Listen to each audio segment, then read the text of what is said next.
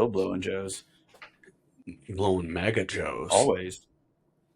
Bro brings cartons to draft weekend. Well, I mean, dude told me that like on a regular day, like between him waking up in the morning and going to sleep, he probably smokes a pack a day. Oh, Because yeah. he smokes like half a pack just at work, and he's there for like 6 or 7 hours, and he Right. smokes like half a pack. Right. So, anyways, All right. Well, let's get into this, man. Why don't you give people just a little background information about you, kind of where you come from, and where you are today? Alex A. Bear, or Bear, as plenty of people know, Yeah, the bear. born and raised in Metairie, and went to school for a little bit for business, and then didn't go to school, and then luckily found my way into working in digital marketing. So, and that's where I'm currently at. And what do you do for digital marketing? Well, I am an account manager for some of our online marketing and ads clients. So we handle their online presence, their SEO presence, mostly through Google and through some other software. Well, for business listings and SEO, we use another program. Kind of it's like a conglomerate for all of their listings. Mm-hmm. And then as far as ads, it's pretty much strictly Google ads, not really social media. And then from a fulfillment standpoint for websites, we'll build and maintain websites for clients. Okay, gotcha. So typically larger, um, we'll typically build a program for a certain industry, kind of tailor a program, tailor a template, so to speak, within a website program, that then we can build multiple websites for. Let's say you have an organization that has 500 businesses across the nation. Okay. Well, they are going to want to have a similar type of feel for all of their websites, although each individual business may be different. You know, it's a different location, different staff, different, Right. maybe different feel. So you have kind of a templated program that you can customize within a certain degree, but that way you have an industry, or you have an organization, I should say, that has one cohesive feel, Right. but there's personality for each site. Okay. Different but equal. Yeah, Think of the different, James yeah, Franco meme. Like, same, but different. yeah, exactly. Same, but different. And then obviously for a different industry, you're going to require different, um, different features. So Yeah, then yeah. we may go back to the drawing board and develop a new template, so to speak, within a program, or we may look into other programs and develop a template or To a like system help within. these companies rebrand. We do a lot of rebranding. Yeah. So that's kind of the day to day. A lot of I've been getting more into doing, like I said, account managing marketing clients. So meeting with clients, we usually do like we usually set up twice a year meetings, but they can, clients, they can reach out whenever and request a Okay. meeting. We'll hop on, we'll go over their tracking, their reporting. We handle all that. We manage and track and report all that for them. We'll go over those numbers with them, see how their engagement is, and go from there. We'll go through their website page by page. We'll notice, hey, are there anything that's, is your site functioning? Is there anything that's broken on the site that you weren't aware of? Let's address that. Do you like the look of the site? If not, like, let's update it. Yeah. Whether it's new photos or like, hey, you have staff on here that aren't here anymore. Things like that. Okay. So it's a lot of, it's just maintaining basically just online presence is Yeah. what we're doing is we're handling people's online presence, because most people, if they run a business, they don't want to do that. No. Nobody wants to The take the time. Yeah. We have a company with full-time employees that are handling this. So if you're a full-time business owner, or you're running, even if you're just, an office manager, Right. or the manager for a business, that's a full-time job. You're not going to take 30 hours out of your week, or even if it's 10 hours a week, you don't want to deal with it. No. From experience, it's more than 10. So, you pay a fee to somebody, and we handle it for you, and we meet and hopefully give each other high fives, and there you go. Yeah, so many people can't Not that they can't. It's just, you know, the human construct of time. It just, when you're trying to run your own business and you're trying to run all your social media and run all your online presence and everything at the same time, it's just so time consuming. Just from experience from doing this podcast, it's like 3 8-hour days of editing on top of like reel making and everything, on top of trying to run a successful real estate business is a lot of time. It's like I find myself up in the middle of the night trying to like fit stuff in to like to do it. And so, yeah, if people can pay a company to just take that off of their plate, you know, it's worth it. Absolutely. I mean, and even just, you had spoken about, running, real estate and then just doing all of the other added things to after you're done filming a podcast. But then you go into the whole other aspect of the rest of your life in your day to day that has nothing to do with like providing an income or providing a living. It's like, we both have young kids that are in school. Yeah, Like, I don't want to get off of work and I don't want my kid to get home from school and then I have to work right. for the like 3 to 4 hours Well, being a that they're parent is awake. already another job. Well, yeah, absolutely. Yeah, yeah, for sure. But you don't want to, once my, daughter started going to school, you run out of time. You run out of, you have the morning time and then you have a few hours, 4 hours. I mean, depending on what time it is and how your schedule's aligned, you have a handful of hours, maybe a day that you actually get to spend time. Right. And there's other things that you have to do. Like you have to maintain some semblance of like organization in the house. You're like, you're cooking, you're cleaning, all while trying to wrap in like spending time with your family. Right. And if you work yourself to death, then you're just like you can't be at 0% battery when you go home to do family stuff. I had to learn that the hard way, I think most people in our generation either are about to learn it, have learned it, or need to fucking learn it.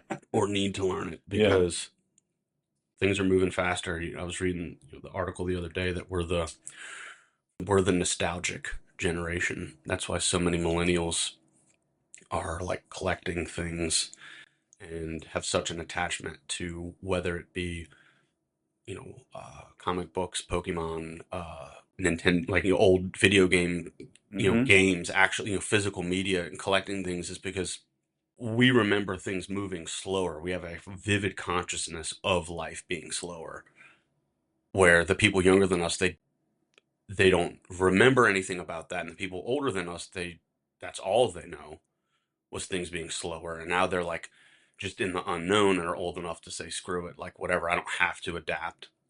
I mean, they do to an extent, but we were the cusp of we're the bridge, we're the nostalgic generation, we're the bridge generation of now we're all reaching our late 30s, hitting 40s, in our early 40s. If you go to the whole millennial generation, that's up into like the early 40s, I guess, is the elder millennials. Hmm. um they all, there's like this yearning for like, I wish I could turn everything off. Oh yeah, I've told. But like you asked the younger generations that, like, at least I asked like my nieces and nephews, my experience, Yeah, and it's just not a concept that resonates with them because because, all they know is the internet. and it doesn't bother them. That's all Like they there is know. no, yeah, there's no yearning for like slow down because that's not, they don't know that. They don't know that there No. was a slower Yeah, pace. yeah. Whenever we used to just go out and ride bikes and go to the playground, like the sports playground, right? And we just go and play baseball, or we would just ride bikes to a country club and go swimming. We'd play basketball in the driveway, Exactly. like because there was no internet to like have to run to. But think about the stress that we're under. Now we are the parents, right? Think about your parents when we were children. Oh yeah, They got off of work. Guess what? Nobody was getting in touch with them unless they knew your house phone landline number, that's right. in which case it was also totally normal to just not answer it. Yeah, It was not a disrespectful thing. It wasn't seen as like, oh, maybe this person's like upset with me because they're not answering the phone. It was like an understood thing that like people, you may just not catch them because that was the way to contact people. So it wasn't a big deal if you didn't talk to someone. Right. Now, if my closest friend doesn't text me back for a couple of days, I'm like, is this dude mad at me? Like, Right. or there, or whether, or maybe not, maybe not that extreme. Oh, is he mad at me? Were you thinking like, man, like, what's going on? Like, Right.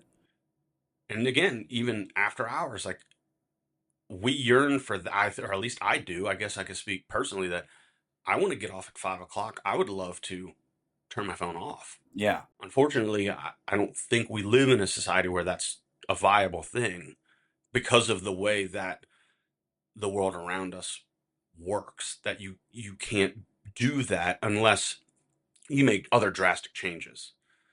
Like if I just go radio silent with no other signs or signifiers or other massive changes, people are just going to be like, what the hell happened?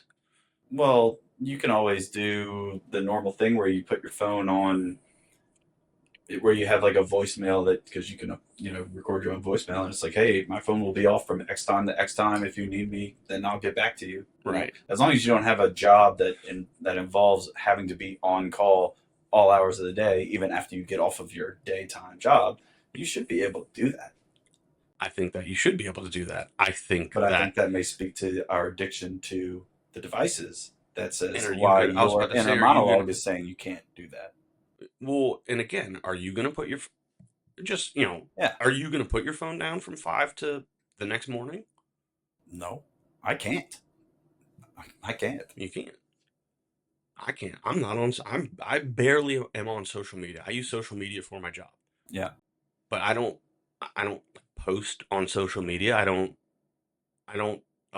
scroll because I went down the whole path of like, Doom doom scrolling. scrolling, comparison, you know, thieving, my personal happiness Right. because, Compare, comparison compare, to compare.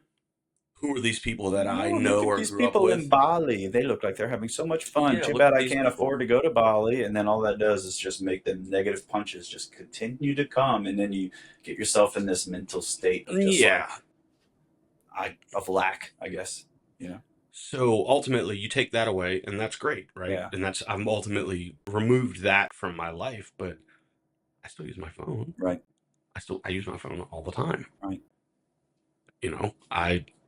Whether it's YouTube, whether it's other apps, whether it's, I just recently was using like a meditation app, slash, like, you'll have to look into it. It's pretty Okay. Okay. interesting. I'll tell you about it. But um, the whole point, right? Even if I put my phone on Do Not Disturb and nobody can contact me, I'm still using my phone and I'm still going to have my phone. And I may not get those notifications as they come in, but then herein lies the problem. The next day, when Do Not Disturb turns off, well, now I have all the people that are going to contact me during the day, and unless I want to be a complete ghost to these people, I now have to reach out and reach back out to all these people that contacted me during Do Not Disturb. My whole point is when we were younger, people weren't going back and forth at the accelerated speed that they were. There was understood, culturally, like, agreed upon times of like rest. It's like I can agree on being calm in the evenings, but when we were kids, it was the norm. Yeah. So Would you now would I you just have to say make up for it. If I turn everything off, the next nobody else turned everything off. yeah. Would you say that living back then, the way of living, more people were just living in the present? Yeah, I think so. Maybe that's why that state of life, that time period was just so different, because everyone was really just experiencing and living. No one was really, you didn't have all these things to read, to look forward as far as we do now, I guess. Yeah, I think you think of the future, and also you have to think. Absolutely, I was living in the present, but I was also a child, right? Yeah. So like kids only live in the present. Right. So I think I think I need to be careful, right? Because it's, you can tend to verge on like rose colored glasses and say, like, oh man, like things were so much better. And I'm not even necessarily saying that things were better, but things were different.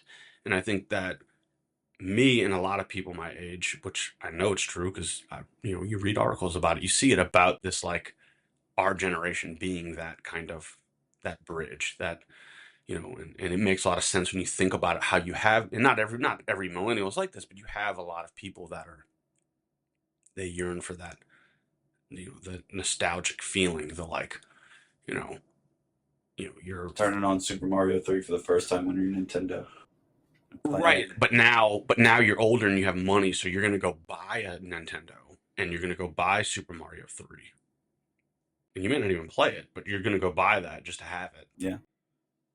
because you can look at it and remember, like, slower, simpler time. Mm-hmm.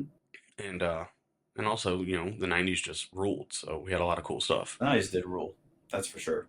A lot of, Like, like, think about all the cool toys that we had. It's like, come on. Stretch Armstrongs, Crash Dummies. Do you remember Crash Dummies? Their heads and their arms and stuff came Hmm. off, and you just throw them around. I used to have the little wrestlers, those little like stuffed I was wrestlers. just about to say the Yeah, stuffed wrestlers I had that you could Ultimate just. Warrior and Hulk Hogan. Those were the two, and they were Yep. just, my cousin would come over and we'd just fight with them. Yep. I had exactly the same thing. Yeah. Oh man, you can think about those things, and then you can also think, okay, well, hey, are we all just programmed with our past thoughts? Because a lot of people think that every day that you wake up in the present is like the only day. Like that day is life, and then the next day, who's to say that the previous day even happened? Right. But Right. we're getting into insane thoughts now. Oh man, so much good music that came out back in the '90s, dude. Like throwback to Primus, throwback to Nirvana, throwback. So many good bands. And when you came over to the barbecue the other day, we were talking about Smashing Pumpkins, Hmm. who I have bad taste in my mouth for. But Right. Yeah, we talked about Voodoo. mm, Yeah.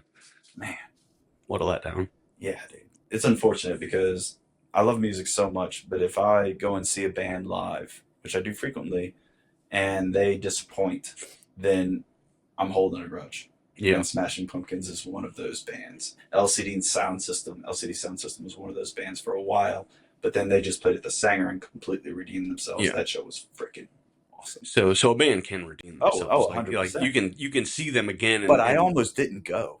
because of the bad taste you had in your mouth Correct. about the last time or the first time you saw them. Yes. Well, LCD Sound System, my friend Ryan was living in Miami for a while, and I went to Miami to Three Points Festival, specifically bought a ticket to go there Hmm. and see LCD Sound System specifically, Hmm. and the Gorillas. Hmm. And a hurricane had hit and didn't even, it was on its way, and I still got on the plane. I still went to Miami. I was still there, but LCD Sound System and I think the Gorillas both canceled, like did not play. And I'm like, well, fuck y'all. I'm here. I came from New Orleans to Miami to see you play, Yeah. and I had never seen either one of them before. Both two bands that I love, and I was like, well, bad taste in my mouth from you, both of you. Gorillas. You can't stay mad at Gorillas. Gorillas are just such a dope band. Yeah. But LCD, I was pissed off at them for a while, and then saw them at Voodoo Fest, and at Voodoo Fest, and or not Voodoo Fest, Reset Fest. I think it was Reset, something, some little I festival that was remember, here after Voodoo. yeah, because I remember you going, and I wanted to go because I wanted to see Idols, because Idols That's played right. as Idols did well, play. and I wanted to see Idols, and I don't know if I was out of town or whatever reason I didn't make it, but I know exactly what, And they like, sucked. yeah, LCD sucked. And I was like, well, good thing I didn't see them in Miami. yeah, Fuck dude, this yeah, band. double Not down. listening to them anymore. And then they were like, oh, we're coming. We're going to play at the Sanger. And Melissa's like, oh, I'm going to go. We're going to buy tickets. I'm like, I don't even want to go. Mm. Nope, don't want to go. And she's like, okay, well, I'm getting tickets. I was like, okay, well, maybe I do want to go. Just give me a ticket. And then I went. It was great. It's like, okay, this band redeemed themselves. But Yeah, guess what? I've never put on Smashing Pumpkins I know that's what you were telling me. since that concert, Yeah, where they played zero hits, zero songs I liked, and then their last song was a cover of I Love Rock and Roll, and it was the worst thing I've ever seen in my life. yeah. What a strange. Billy Corgan can shove it. Yeah, and that's kind of, yeah. I mean, that's kind of what we are talking about. Like, there's, I don't know. And There's it's like, there's but wait, musicians it's where, like Jesse was talking about the orchestra thing that he did. Did you right. end up watching that?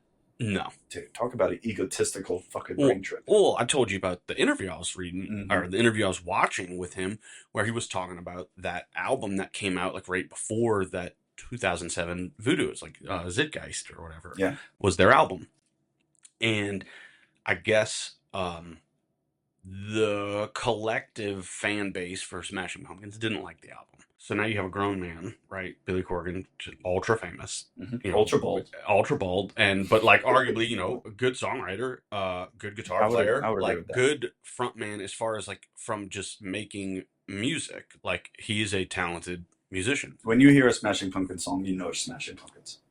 and they have some incredible music. So anyway, you have this established person, especially in the year 2007, right? Like you would think stuff like this shouldn't get to you to this degree, that I guess the collective whole didn't like the album. So apparently he, again, this is apparent, right? Yeah, allegedly. Yeah, allegedly he removed that album from like all streaming platforms. So you just can't listen to that unless you own a physical copy of the album. And the thing is, I like the album. Like I'm one of the ones that was like, I mean, it's not certainly not the best thing they ever made, but there's nothing wrong with the album. It's got some bangers on it. And I just thought that was so immature, so childish that you took an album off because fans that you don't know like said mean things about it. That's something that I can't wrap my head around. Well, you've always had a different opinion of creating than I have. And we've had this conversation multiple times as well. It's like when I was a musician and I was touring and everything, I always had the mindset that I wanted to create music for someone else. I never wanted to create music for myself. Like, of course, I loved what I was doing. I loved the music that I was playing, but like, I wrote it for someone else always.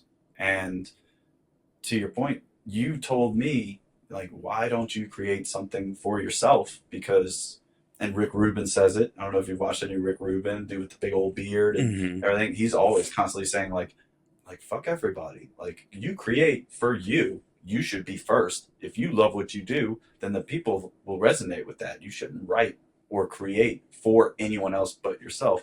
And it took me a long time to really truly realize that. Well, and I would imagine it's such, having never like released proper music, I can only imagine that it would be like a compounded sense of happiness, right? To create something that create something that I like. This is something I like that I put my energy into, and I think it sounds great, or I think that the lyrics are great, or the lyrics resonate. I mean, I guess it's like, yeah, if I'm the one that wrote them, then of course they resonate. But to have it come together and be like, I really enjoy this, I'm proud of this, and then if a total stranger even has somewhat of an overlap of appreciating it the way that I appreciate it, or even if they appreciate it in a way that I never even saw coming, Yeah. that's like that's like your goosebumps, like chills moment. Right. Is like, wait a minute, I don't even know this person, and they like this thing that I really love. Like, this is my thing. Exactly. And then, yeah, dude, screw everybody else. Like, what? Like, I'm not gonna make something for you. Like, this isn't a restaurant, dude. Like, I'm not making something for you. Right.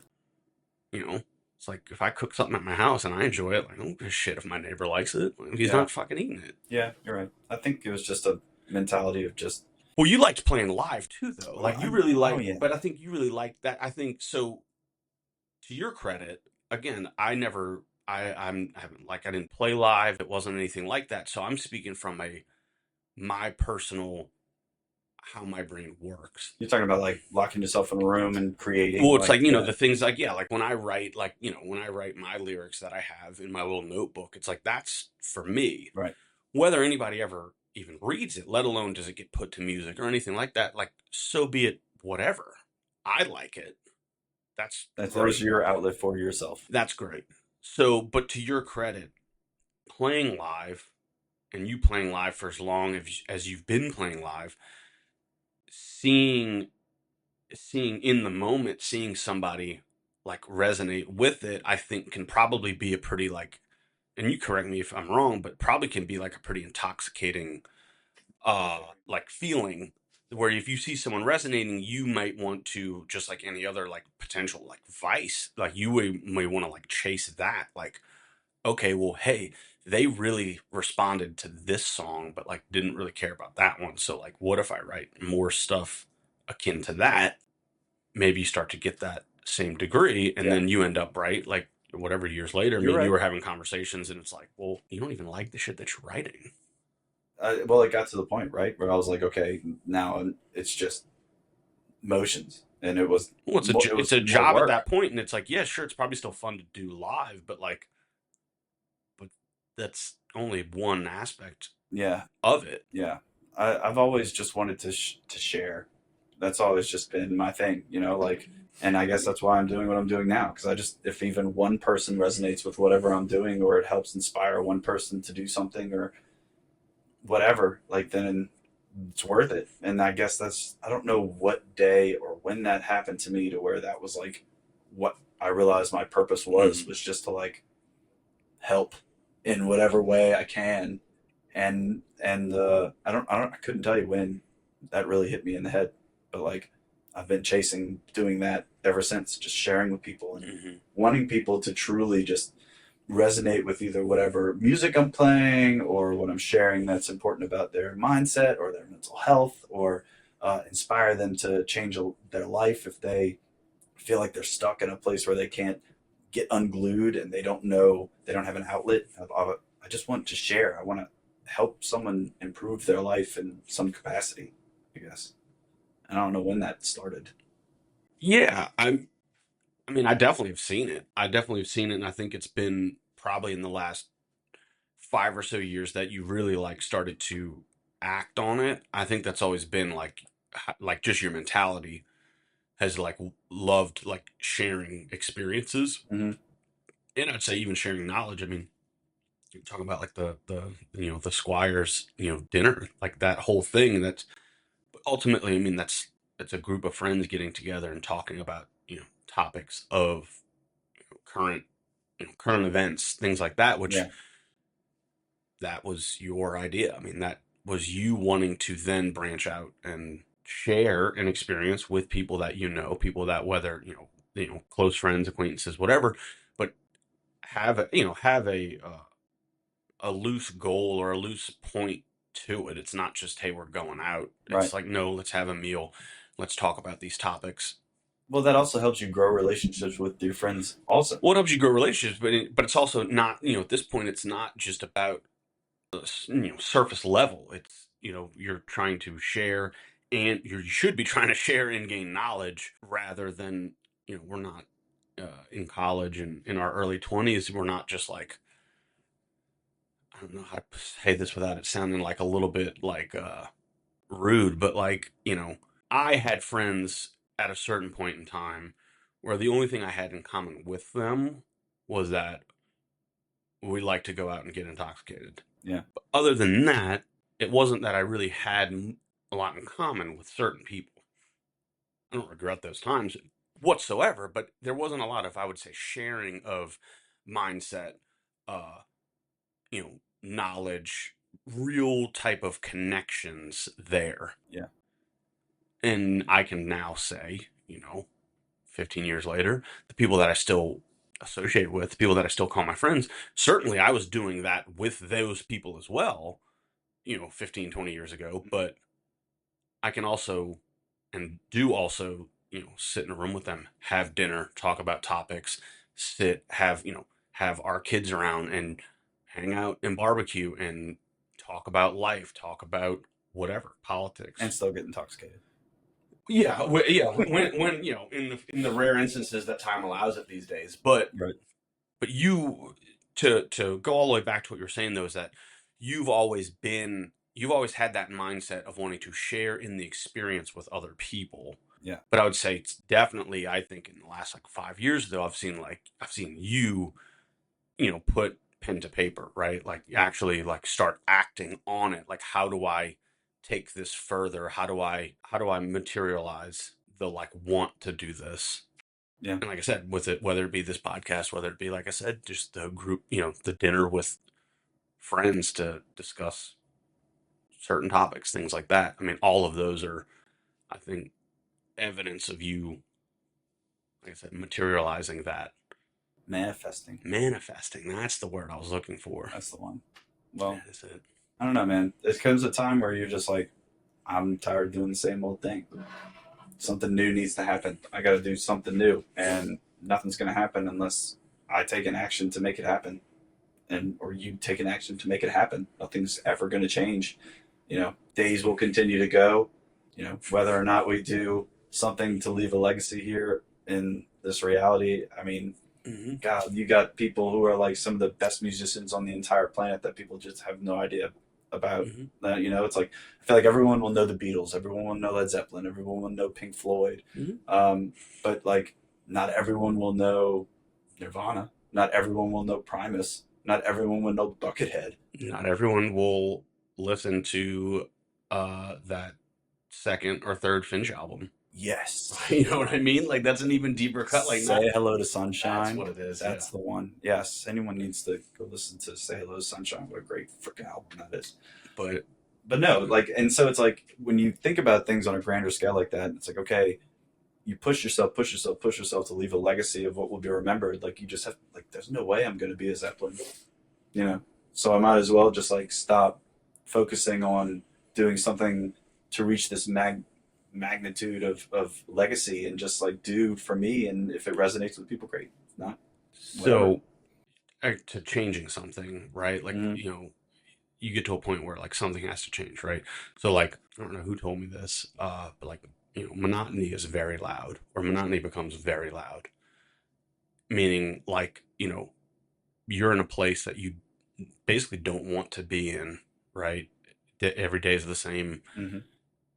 You're laying in bed at night, and monotony is loud, right? Like Eats away at you. you're not sleeping, you are stressed out, and it's not even necessarily that maybe anything is truly wrong from a day-to-day standpoint, right? Like you may be paying your bills, you may be like that's what I mean, like nothing may be wrong. It's like you're not like out on the street, but something is wrong, or something isn't as it should be for you, or how you see, whether you saw your life a certain way, whatever it is. So something ends up having to be changed. So go and change that. But on the flip side of that, there's a lot to be said about being content, right? Because now, content, I think a lot of people have a misconception about. A lot of people see content as you're settling. That is not what content is. Content is being happy and content in the moment that you're in. Yeah. It's being okay and being thankful for the moment that you're in. It has nothing to do with settling. It has nothing to do with whether you have aspirations for something better. It's not being down when you haven't reached that goal. Yeah. It's okay, well, I'm not there yet, so I'm not happy. Well, you're probably not going to get there then. Yeah. Being content is you doing everything you're doing right now and being thankful for it, being happy with it, recognizing that maybe where you are right now is a whole lot better than you were 5 years ago or 8 years ago, and being happy with that. And so many Being people don't even realize that they have gotten to that they this are so point, much right? better of a person Exactly. than Like, they ever yeah. were, you know? But Instead, they're there's, thinking about what's happening over the next 5 years instead of where they were 5 years ago and where they are now. if I can just make this much more, if I can just lose this many more pounds, if I could just quit smoking. I'm not saying don't have those goals. I have goals. I want to lose weight. But guess what? I also had a goal that I wanted to quit smoking. I quit smoking in a very weird way, but ultimately, that's something that I'm way better off. And there needs to be self recognition of like, hey, that's awesome. You should be stoked on that. Mm-hmm.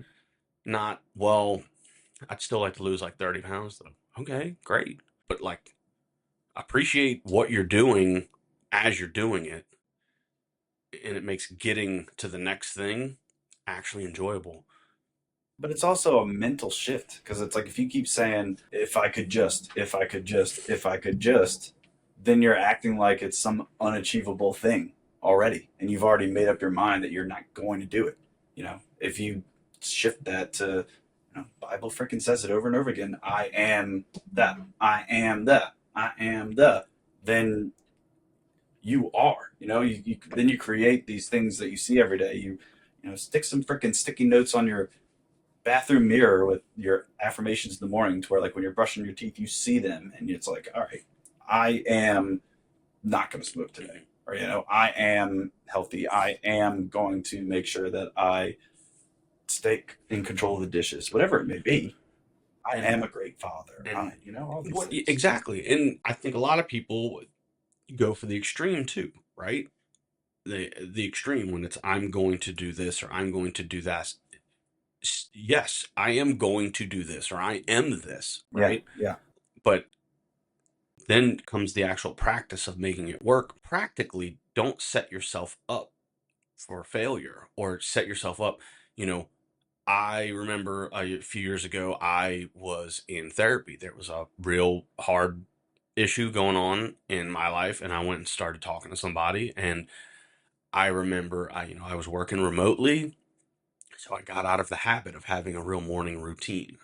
I got out of that habit, not thinking anything about it. Just I got out of that habit because I could get up basically, like walk over to my table or couch, open up my computer, and start working. yeah. My therapist said, "Well, why don't you start getting up in the morning and getting ready for work? Take a shower, brush your teeth, put on real clothes, put on shoes, make coffee, then go sit down and work." Within a week, it was like I was a completely different person. Yeah.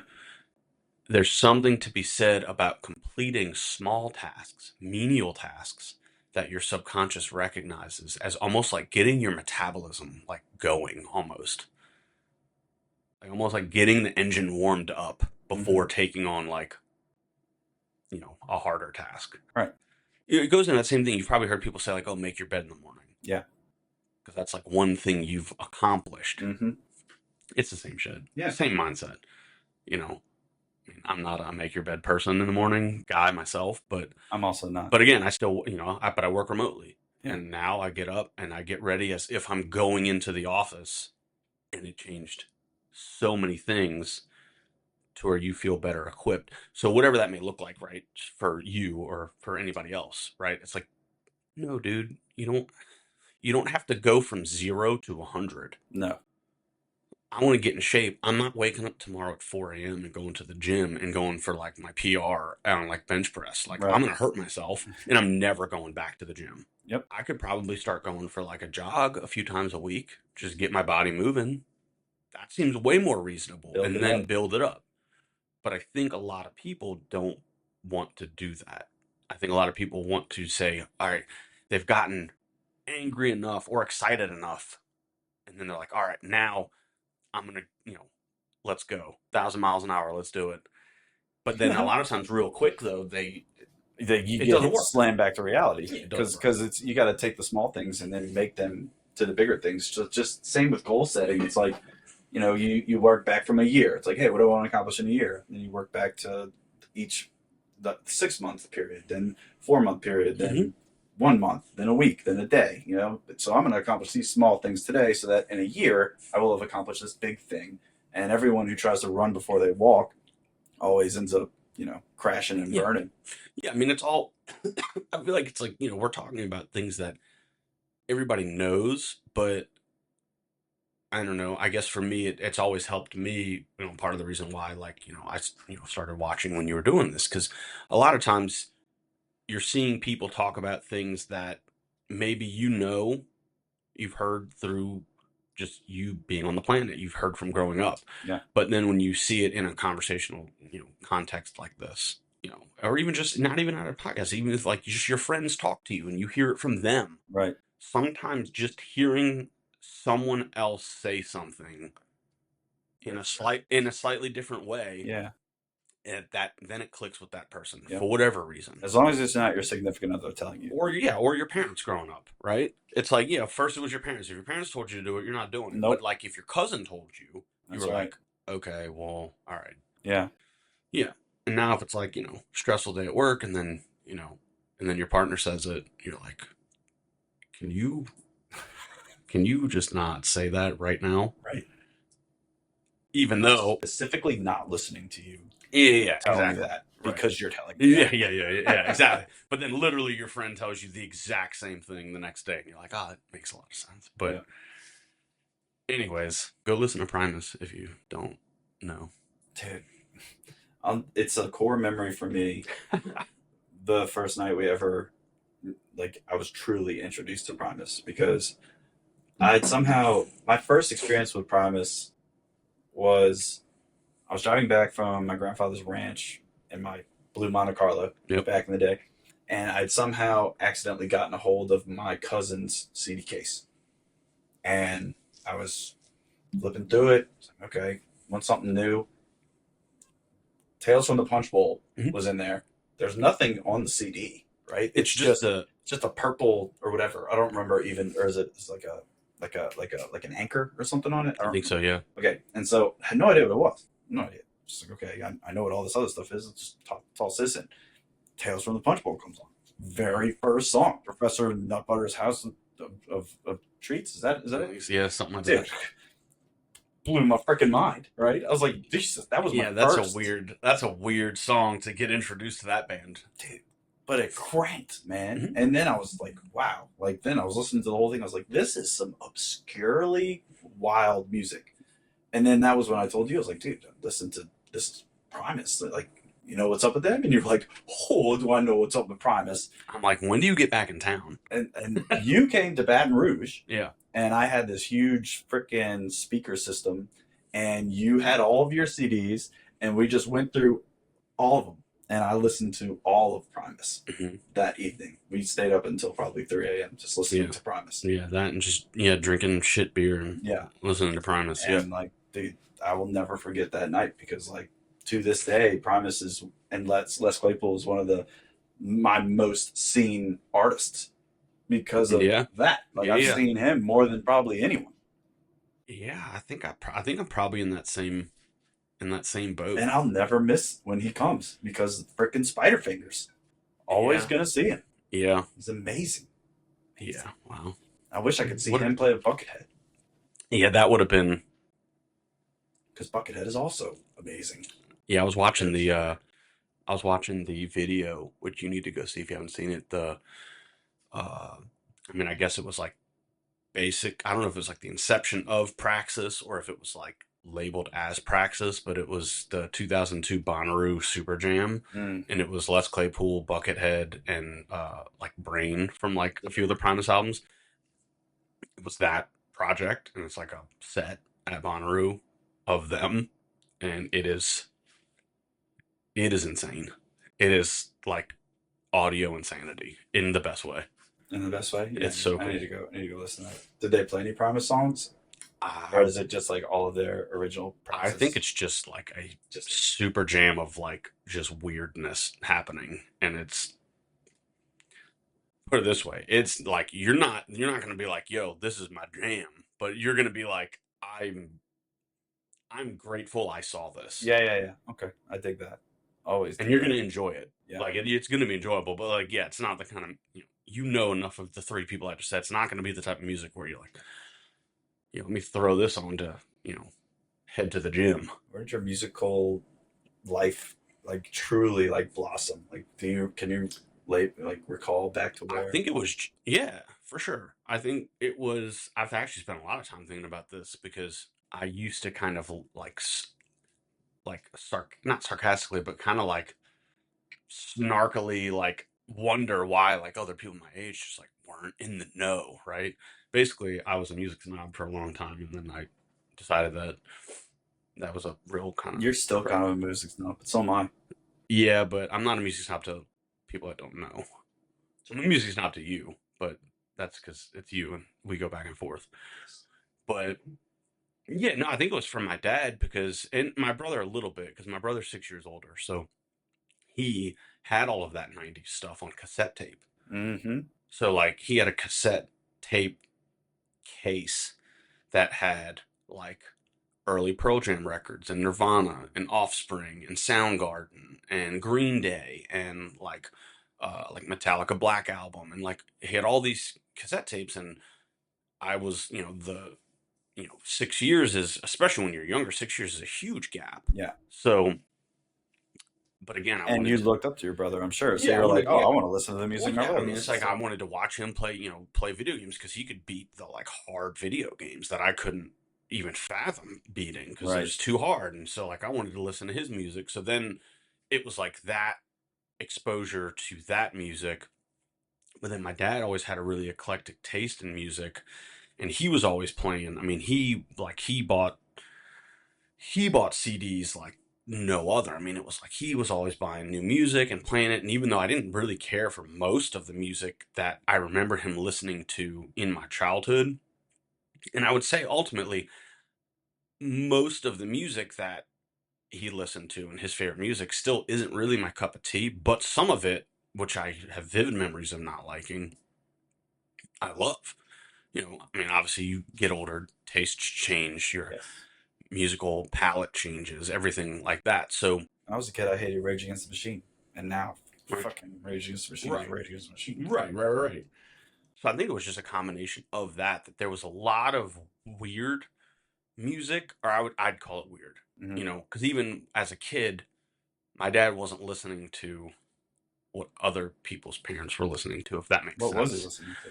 Like he was listening to a lot of like Lyle Lovett and like Bella Fleck and the Flecktones and like weird jazz. And then like his favorite band was the band, which was like started off as Bob Dylan's like Yep. backup band, which I mean they're super popular. But like Randy Newman and like a lot of like stuff, like people that were like definitely known. And like, but there was equally even more stuff that I look back at some of his old records, I'm like, wow, what is this? Like, I've never even heard of this. But then at the same time, though, now I look at like my old CDs, and I guess look at like my Spotify artists, and I'm like, yeah, if somebody grabbed my phone, they'd be like, "What is this? Yeah. What?" So I think it was kind of like 90% the quest for music comes from my dad, and then the exposure to like harder, more aggressive leaning music came from my brother. Because then early 2000s, my brother got really big into like the second wave of like American like heavy metal. Like Mm-hmm.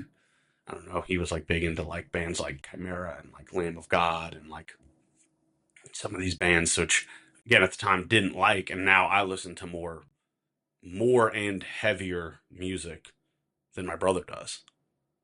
But I probably wouldn't have had I not had that exposure, and maybe I would have. But when I was what late 90s, early 2000s, 11, Yeah. 10, 11 years old, Yeah. you're still kind of listening to just like what's on the radio.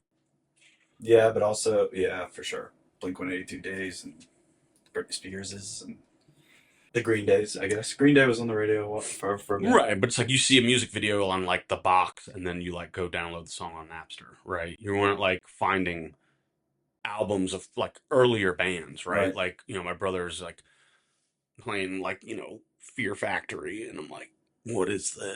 this? And I'm like, well, I wouldn't know it because it's from like, a album from the mid 90s. And it's like, if my brother wasn't around, like I may have found that, but I may have found it at like age 15 or 20. I How wouldn't have do found it people now get that? Because I know Spotify ain't gonna show people like the greats of the greats, and I know all they're do all that I know as far as in old school. music marketing and advertising goes is like what's current, right? There's no marketing advertising of like the past greatness. Yeah. So how, and this just popped in my head, like how do these new people, these children who are starting to evolve their musical taste, how did they get introduced to these bands So if they don't have siblings or they don't have parents to listen to it? somebody, I don't know, somebody probably that, but then somebody clips a section of a Deftones song and matches it to something on TikTok, and then And they're like, what is this song? well, again, I was talking. We're having this conversation. I was having this conversation with someone the other day about music. I used to go up to, as you know, I used to go up to Baton Rouge almost every weekend for like a period of a few years. I was here in New Orleans, and my job, I didn't work on Fridays or the weekends. So I had Friday, Saturday, Sunday off. Yep. So I would leave work Thursday afternoon, come home Sunday, almost like it was my job. When I would leave on Sunday, I would stop at the Best Buy in Baton Rouge before driving home, and I would go to the CD section. Well, it was right there before you got on the interstate, right? I would just buy a CD that I looked cool, Yep. whether it be the rock section, whatever it was, and I would just be like, "Well, Those are the this looks days, man. cool," Those are the days. Hell yeah. and because then I had an hour to drive home, so I could That's right. definitely get to listen to this whole album by myself on the way home, and I did that like probably every other week for years. Yeah.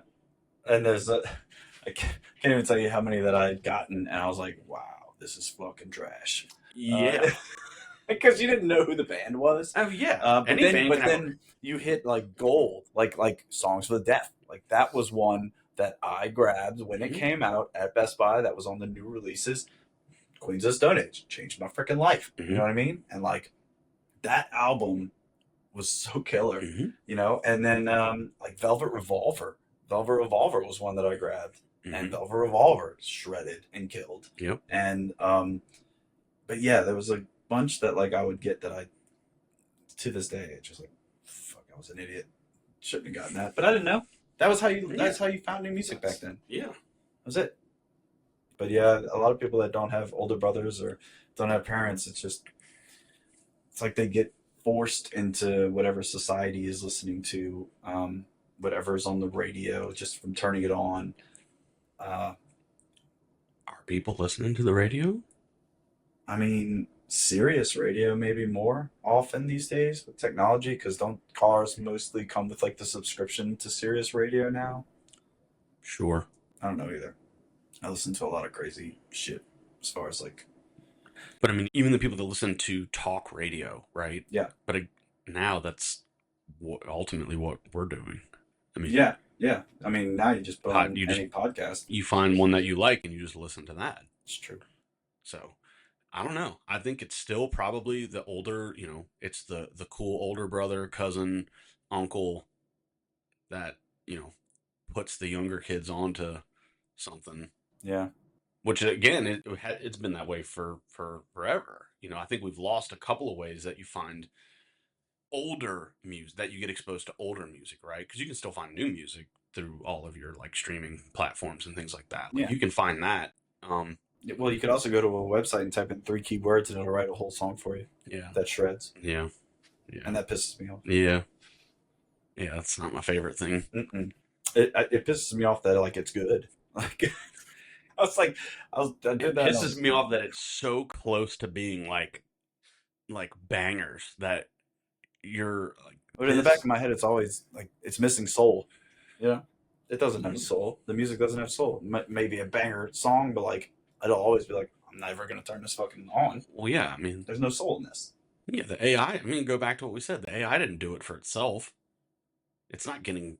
It's not getting joy out of doing that. It's literally doing it for you. Yeah, Weird times, dude. yeah, I know. Definitely weird times. What is one of the greatest joys that you've gotten out of fatherhood? I would say the. I think it makes me proud, and I guess that gives me joy. It makes me proud to be a protector, like to be like it gives me a sense of purpose, and I guess in that sense it makes me joyful. I guess it's more so not really a sense of joy, but it's like I find ultimate purpose, and that leads back to like what I was saying about being content. It's like I get ultimate purpose out of the fact that I have this person that I need to not just protect, obviously physically, but like protect and cherish, and that is like this ultimate quest, this like ongoing, like wonderful thing that I don't know. To me, it is like it. To me, it's the coolest thing. It's like it's if ever there was a moment when you're younger and you're given like I don't know, you're given this task and you feel really like almost like you feel really important. Like oh wow, like They're giving you're me this you're trusting me responsibility. to Yeah. do this. Like you're giving me this responsibility to do this. It's a similar to that that it is like every day, whether it's like hey, and to see the protection almost like working in the sense of like see my daughter stop and look both ways to like see if cars are coming to like go across the street. And it's like, yes, that's like we taught her that, but it's like, man, I had the privilege of like teaching this small human that, came from me and her mom. That is the coolest thing. It is the most joyful thing to see our efforts, Yeah. you know, uh, Like coming to fruition. coming to fruition. It's so joyful and I know that's like kind of like a weird kind of roundabout answer. I mean, it's like I could say like yes, of course, like the ultimate joy is like, you know, okay, yeah, her smile, it's like everything, but I mean, but really it's like when I get the feeling of like, the warm and fuzzies, right? The ultimate joy is like I have the privilege to protect that. Yeah. Yeah. Like that is my job. Yeah. And it is like dude, the rest of this can Right. whatever, dude. I Right. don't care. Right. And it's funny to think Like about those all of things. it's all of it's all of it's for not, dude. and Like and Harper is a year younger than Zoe, and like Zoe's teachers, we had like a parent teacher conference with them, and they're like, yeah, Zoe's so smart. She was talking to us about how Egypt needs to be discovered more and stuff like that. I'm like, yeah, well, I talk about that a lot with her. You know what I mean? Like she's 5 years old and she already knows that Egypt needs to be discovered more. But it's the older that she gets, the more you'll be like, oh my god, she's actually listening to what I'm saying. mhm, um, because I don't sugarcoat anything for my child, mhm, because I feel like when I was growing up, there was a lot of things that weren't shared with me for fear of, I don't know what the fear was, honestly. Was it a fear that I was going to have this mentality and run with it on a grand scale? Because, like, there was a lot of things that I was suppressed from mhm. purposefully because my parents were fearful of whatever would happen, Yeah. right? Like a hurricane hit way back when, and we board up windows and everything for Yeah. hurricanes. So boarded up these windows. I lived on the second. My room was on the second story. And after that hurricane, my parents never took the hurricane shutters off of my window, so I couldn't sneak out of the house. And so, like, my parents like are ultra suppressed about a lot of things for me. And so it's Mm. like I don't want my child to. I want to tell her straight up, like, of course, yeah, there's some things like Santa Claus. I'm not gonna be like, sorry, kid, there's no fucking Santa. I'm not gonna do that. Well, there's But tact, yeah, yes, tact and seems to there's be a also like, hey, there's like, like age and like eras in the upbringing where you're like, well, yeah, you're not going to tell a 5-year-old, hey, Santa Claus isn't real, but like, you know, I got no problem telling you if you're 15, I'm be like, dude, chill out. Like, yeah, for sure, for sure. I'm gonna. I feel like at this time now in society, and where so many things are like coming out, like with the documentary of the Age of Disclosure, which if you haven't watched, you need to watch it. And then also the new things that they're uncovering in Aeonis and in Turkey, and all these different things that are coming out with. They found moisture erosion and a water erosion on the Sphinx, and like, okay, there mm-hmm, was water there previously. It's like, when was that? Like, how old it really is that? If there's water erosion and it's been a desert for this long, mm-hmm, right? And then also they found the labyrinth underneath the Sphinx, where the architecture and stuff like that is supposed to be so much more in depth and complicated than the pyramids themselves. And it's like all these things are now being discovered, and like I want my child to like know that like these things are currently happening mm-hmm, and they're new, but like they're facts. Like I don't want her to be programmed like I was, mm-hmm, because I had to uncover all those things for myself. I had to ask myself those questions constantly and go down the rabbit holes because of the religious and institutional programming that was just like instilled in me as a kid. mm-hmm. And like now as an adult, I'm like, okay, what is real and what, I need to go and just do all of my own digging into these topics and this stuff so that I can get a generalization of what them and what they are to me, Hmm. because I can't go off of what I was taught because I don't Yeah. even know it was real. Because apparently, now that I'm a parent, I know no parents know what the fuck they're doing. They all just wing it, Yeah. and we're all just trying our best to like keep our child alive and to keep them learning more and learning to look both ways when they're crossing the street. Hmm. And so, like, I thought my parents like knew every little thing when I was a kid, and now I'm just like, they don't fucking know. Yeah, there's a real big moment, I think, when we get to a certain age where we realize that our parents didn't know what the hell was going on, um, but made a decision, good, right, wrong, indifferent, made a decision and stuck with it. I had a different upbringing than you. I should say I had a different upbringing in the sense that, like, I got brought up in, like, went to like Catholic schools and did all that, but the way in which that was an upbringing was like a structure. It was always just seen as like something you do. There wasn't ever really like, I was part of a religion, but there wasn't like faith attached to it.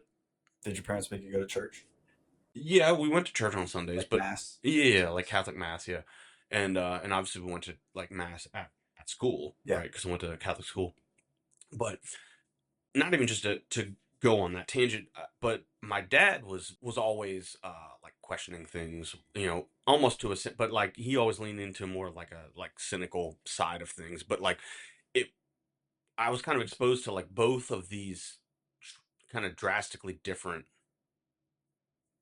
mindsets, lifestyles that from an early age I was always kind of like, well, what's what, right? So your mom was like always like, okay, this is how I am, and this is how things are, and your dad was always kind of skeptical. Yeah, but I always felt like my Catholic upbringing was always more of like a that's what people do in the greater New Orleans area. Like you're, because that, I guess, even, when we were little, I guess that was like the predominantly Hmm. the faith of the religion Yeah. of predominantly in that area, in this area. So it never felt like that was like a big way in which I was brought up wasn't like, oh, you were brought up with necessarily the like Catholic Church's values. It was just kind of part of it, like in the sense of like in high school you had religion class. Yeah. To me, it wasn't seen as anything deeper than like this is just like what my parents are telling me to do. Well, the religious teachings are good guidelines on being a good person. Yeah, So, that's right, makes right. But sense. there wasn't a connection of like true like faith and Faith. that this is just life advice almost. And then I had another parent who, like I said, was this more eclectic, more uh, thinking outside the box about other stuff. Never anything crazy, nothing ever that was like, but just had a different viewpoint on things. Well, we've never talked about really like what your household life was like growing up or anything like that. And I mean, I've always felt like it was such a delicate topic, and I never wanted to upset you by bringing it up and having discussions about it. When we were younger, because obviously I was with you by your side the entire Yeah. time that you were going through that situation. But it's like I just never. I don't know. I feel like I always kind of avoided having those conversations with you for some reason. Well, which I mean, I certainly understand. I think, I think that's kind of the, I think that's generally how people react. With certainly like deep heavy things like that, especially with like, close friends and stuff like that. You don't really know what to You don't know how to do. navigate conversation around that. Well, and also a lot of times it's dealing with stuff that isn't a normal everyday occurrence, right? There's not like a lot of precedent in most people's personal lives for that unless they've gone through the same thing. So it's hard to be able to manage something. It's like you're not going to be good at your job if you've never done it. Right. So like, so that's the reason why people just, and I think understandably and respectfully so, sometimes just kind of like kind of take a wide berth Yeah. approach. Um, my no, my like upbringing up until like into high school was like pretty much completely normal. Yeah. Just, I mean, like, my parents like fought a lot, which ultimately, I found out later on it was because my dad was like, basically drunk the whole time. Yeah. But when you're naive, as I was, you're naive to the world, and again, you see your parents as your parents. You don't see them as anything other than like your parents. Um, it's like you believe, you believe them, right? So it's Well, our like, parents were our world for 8, 17, or not even that long, really. Our parents were right. our world until probably what, we're like teenagers. Yeah, so you just believe what is being told to you by your parents. So like, you know, my dad gets home from work and he's like, tired and frustrated. It's because he has like, he's got a career and life's hard and works hard and yada yada yada. And it's like, well, no, you're not realizing that. It's like, well, no, he fell asleep on the couch not because he's tired, it's because he passed out, right? Like he was drinking and he fell asleep. That's ultimately what was happening. And then, they break up. Kind of into high school, separate, and I'm going off to college, and I go to Lafayette, and they separate and end up getting divorced, and then it went like, I don't know, my dad, I guess in a way, I think it would have been. It's like The I timeline. saw what he was going for, Oh yeah. but when you add alcoholism, then it doesn't work. No. And it's like he kind of had this whole like reinvention, right? It's like he grew his hair out, he started getting tattoos, he moved to mid city, started going to live shows, and like became just this kind of like cool, would have been kind of cool, like just older dude. Like we would probably be if we didn't have any responsibilities of people in our lives, right? Right. Because your brother is older and he was gone. You were in Right. college. He didn't have a wife anymore that he Yeah. had to provide. He Well, I was just fast on his forward. Yeah. own. Well, I fast forwarded a little bit, but anyway, so like, and then she started having these like episodes of like really going like above and beyond, just being like an alcoholic, like, destructive, like physically, like to his body, destructive, like overdosing basically on alcohol.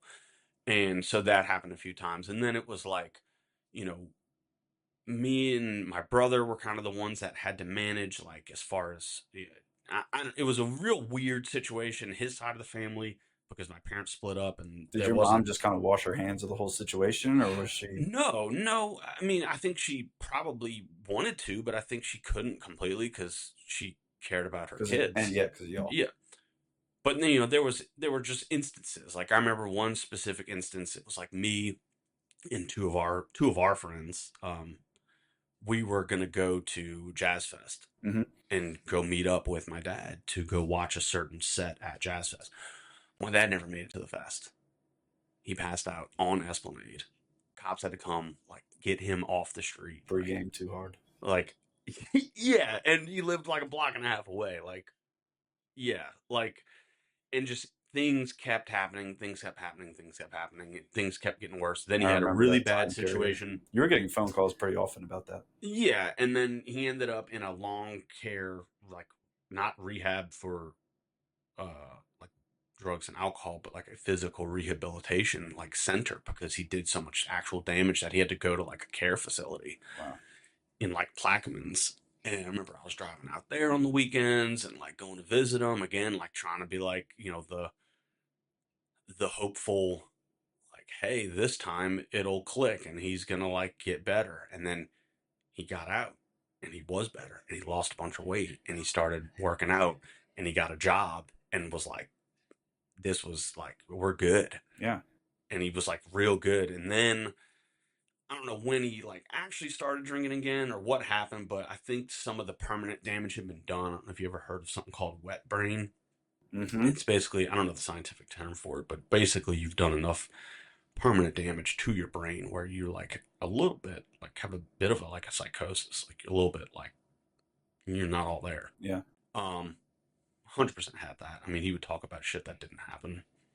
And ultimately then just slowly I think there was like some degradation in his, you know, spirits mentality, I guess when you have an addiction like that, a bad if you have a bad day, you can make that day way worse if you have a problem And I think that's what happened. I think he was upset with his life ultimately.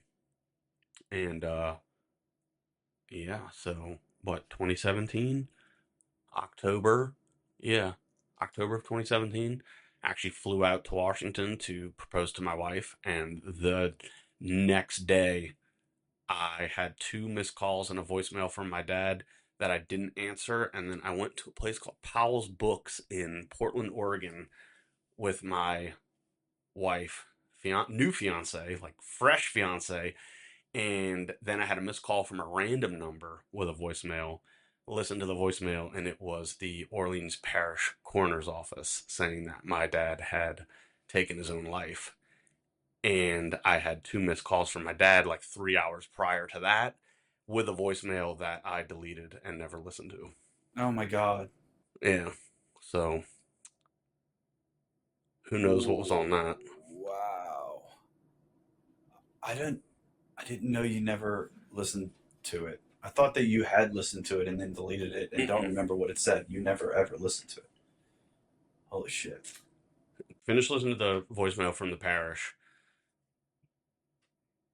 hung up, obviously, freaking out. Yeah, yeah, yeah. Had to leave the bookstore. You It's just like went from two extremes. You're like, oh my God, I'm full so meltdown. happy I'm engaged. Yeah, full. So it was like, yeah, it's a very strange thing to navigate. Yeah, Having your proposal, uh, like chain linked to trauma, yeah, which is a weird thing. yeah, So obviously, 2017 was a real weird year, but I think ultimately it's strange now because like I'm happy to talk about it. Like, yeah, is it the most comfortable thing to talk about? No, yeah. 100%, because not many people know what I went through. Right.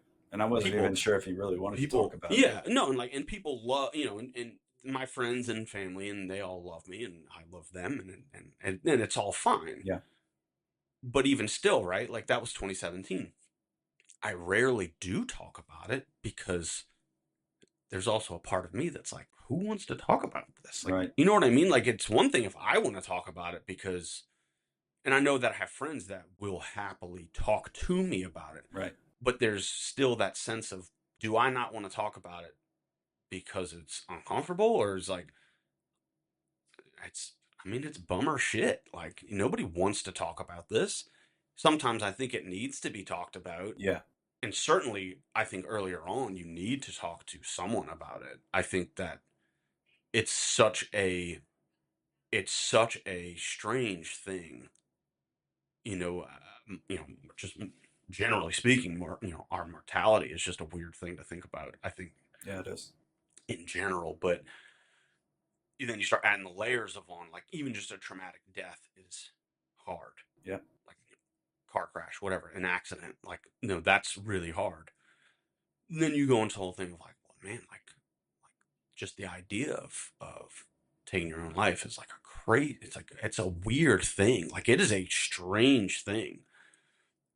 And then you add the other layer of like, knew that was your parent. Well, let me tell you one thing. You want to find out real quick how to terrify yourself into making sure you don't become addicted to drugs and alcohol. Yeah, go go through that, and you were like real quick. Like you start anytime. I'll tell you, anytime I go out for drinks, it's like a thought. yeah, It's a thought for sure, even if it's fleeting for a half a second.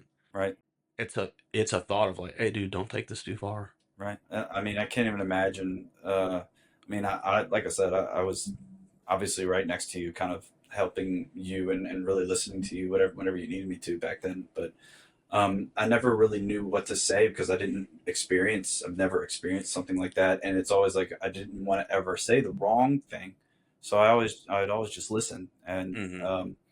I think that a lot of people also don't know how to communicate with people who are going through those grieving situations because you don't want to amplify for Hmm. them, right? Obviously they're grieving. They've lost someone, you've lost someone and you don't want to, I don't know. When I you're would here to try to make people happy, it's hard to talk about things that make them sad. I would say that I would say that if they're close to you, I would say reach out to them. You don't have to say, "Hey, do you want to talk about?" X topic. Yeah. But like, I mean, it's the whole thing. It's like, dude, check on your friends. Yeah. Yeah. Yeah. Yeah. Like 100% check on your for friends sure. because you don't know what's going on. Nope. Not that I ever was in a period like, not that like I was ever in a situation where it was like during that time. So oh, now I'm gonna like double down and like I'm I'm gonna go do it. But even if in the moment it does nothing, right? Like even if you reach out to me and say, "Hey man, like I'm here for you," even if like I don't follow up on that, at least in my experience, I remember I can almost count the people that reached out because, not because it's keeping tally, but because it is important. Right. During the time, my mental state was so all over the place Yeah. that you can't keep anything straight, let alone thinking about. And I'm talking about real shortly after the incident. You can't really think about wanting to really talk to anybody or do anything or anything. But you do remember, or I did remember the people that reached out. Yeah. Even if it wasn't even like, hey, do you want to talk? Even if it was just like literally a text that said, I love you. Like, so I would say you don't have to know what to say because again, I'm far enough away from it that like it's fucking weird. Yeah. That is the weirdest shit that has ever happened. I hope that is the weirdest thing that ever happens to me, dude. Like, reach out, like, check on your friends, reach out to your friends. If your friends are having a hard time, if they go through something, don't remain silent for sake of being respectful. Your silence is not respectful. Say something, do something. Like, send, you don't even have to say it. Like, send them, I don't, send them flowers, send them a song on Spotify, right? Like, just because I think that people will, whether it's a week later, whether it's 6 months later, whether it's a year later, they're gonna think about that time in their life more than most other moments in their life. I'm sure you still think about it all the time. Oh yeah, well I mean October's a real big month in my world. My birth of my daughter, proposed to my wife, and my dad taking his own life. So it's a big it's a it's a big month, both good Yeah. and bad. Right. So yeah, I mean every October's is a weird month. It terrifies me thinking about because you know how close I am with my mom and dad. It's like I don't know what the hell I'm gonna do whenever that time comes. I Uh-huh. mean, how did you overcome all of that? My brother was huge. Um, I was I was up in the Northwest when it happened. I remember my brother. I don't know if it was the next day. I talked to my brother. My brother said because I was supposed to be up there for like 3 weeks or Yeah. something like that. I'd taken so much time off to go up there, propose, and then like kind of just travel around the Northwest, like meet a bunch of her family, things like that. My brother called me because I was like, I'm looking at flights, right? Like I got to come home. My brother was I remember him being on the phone. He goes, "Nah, dude, don't come home." He's like, "Stay up there." He's like, "I'm gonna take care of everything that's immediate." He's like, "I'm the oldest." He's like, "I'll take care of it." He's like, "Come back when you're supposed to come back." He's like, "We'll deal with it." He's like, basically said like, "Look, we're gonna cremate, you know, we're gonna cremate him, so like it's not like there's a Body to see we here. got to get him in the ground." Oh, shit, I don't want to see the body. Right. Yeah. Yeah. Yeah. Neither did my brother. I mean, understandably so. Like, so he was huge in being like kind of like stay away from this. Yeah. Not As that I long as you not can. not that I could go back into my previous, joyful mode, but it was a distraction. I mean, being up there for another 2 weeks, there were periods of distraction that I think really helped. I'm sure. Yeah, and then when I got back, my dad didn't. I mean, again, he was an alcoholic. My dad didn't have really anything to his name, so to speak. So we there wasn't much to. He had records. He did have records, which I need to continue to not find a way. I know the way now to clean them. There's like ultimately a device that looks like a record player, but it cleans your records. I need to get one of those. It like spins and it just kind of cleans the It top of it. cleans it and it cleans the surfaces of them. And then I need to get some like new sleeves and like jackets and things for them. But But yeah, ultimately there wasn't like a ton to. Wasn't like he had some estate that needed to be. It Right. was like he had an apartment with some stuff. Yeah. Um, and it's hard because it's like me and my dad were separated for so long before that, right? Like I didn't have a great relationship with him for years prior, Yeah. right? He used to call me all the time, and it was this weird. I didn't. It wasn't this like loving like father son like world buddies like hanging out all the time. That wasn't it. So that I think would have been a lot harder, right? I think where I struggled the most was the like upsetness or being upset at like seeing what I thought of as the time as a life wasted. Like seeing and being a part of having a like front row witness to like the like just absolute downfall of a man. Yeah. Like to witness that and to see that be the end. It's like watching. It's why it's like, dude, I don't watch like serious drama like movies. I'm like nah, dude. Like I live that shit. Like I'm not like no, dude. I'm not watching that. Like Yeah. I don't need to be sad. Right.